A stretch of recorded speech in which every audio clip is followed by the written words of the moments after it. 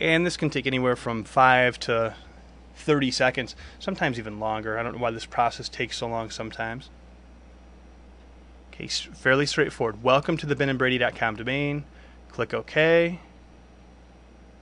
Okay, click OK again, and you reboot the system. We're going to go ahead and let this system reboot. It's going to knock me off back onto client 1 here. Okay, now we're back to client 1, and we're going to do the same thing for client 1. You do the exact same thing for your Windows 2000 Pro machines as you would do for the Windows 2000 server. So I right-click on client 1, I go to Properties, Network Identification. Okay, this tab, by the way, I didn't mention this before, but it takes you through a little wizard identifying your computer. It's really more confusing than it is helpful. This does the same thing. I think that it's fairly simple to use, so I'd recommend that you just don't use the Network ID wizard. If you want to go through there and get a feel for what it does, go for it. But for day-to-day operation and as a network administrator, this is where you want to be. So we're going to do the same thing. Specify the domain name.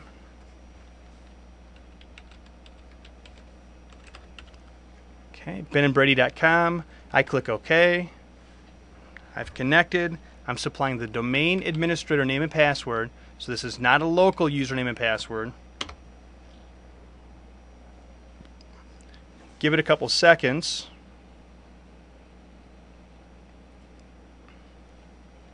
And when this comes back up, we're going to have to reboot this system as well. So we're going to go ahead and restart the video once we've rebooted. Okay, so I'm going to stop it momentarily here and we'll start right back up. Okay, we're sitting back here on client 1. We're back up and running. We're going to go take a look at a couple settings just to see what it's actually taken effect now. So I'm going to go to the properties of my computer, network identification, and a couple things to note here. Number one, we are indeed part of the benandbrady.com domain, so no big surprise. But also take a look what happened to our fully qualified or full computer name. Okay, also referred to as the fully qualified domain name. client1.benandbrady.com. So now you see the actual computer name itself is appended to the domain name benandbrady.com to form the full domain name. Okay, so we'll note that later on when we get through this lab.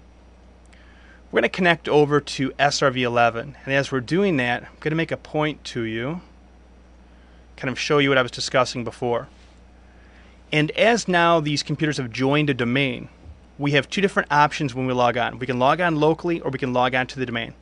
Logging on locally means we're logging on locally to that system. Okay, so the information stored within that local system's registry on its own hard drive.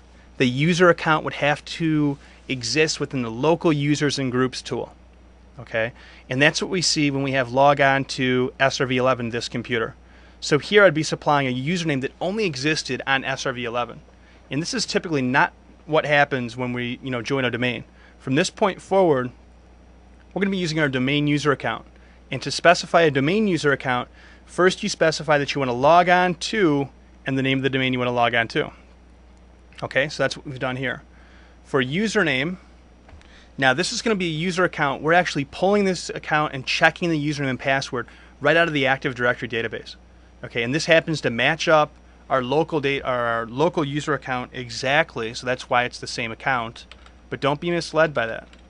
Okay, so when I'm typing administrator with no password right now, what I'm trying to tell you is this user account is being authenticated against the Active Directory database on SRV1 because that's where I'm logging on to right now.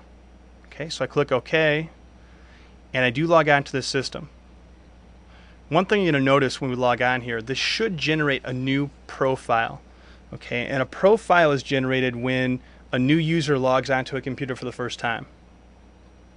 So let's give this a second here to come up, and then we'll proceed forward, and I'll give you an idea of what I'm talking about.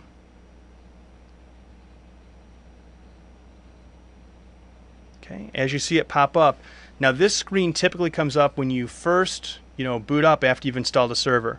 So I've logged on numerous times as an administrator before on this system. Why is this coming up now? Okay, the reason is because this administrator account is considered like a totally different account. Okay, it's not the same local administrator that logged on locally to this system. Because remember, the computer doesn't really care what name is attached to it. It identifies everything with a security identifier. Okay, so the local administrator before is a completely different user account than the administrator that just logged on using the domain user account. and that's what we see here. So some things to note, we had that other stuff come up.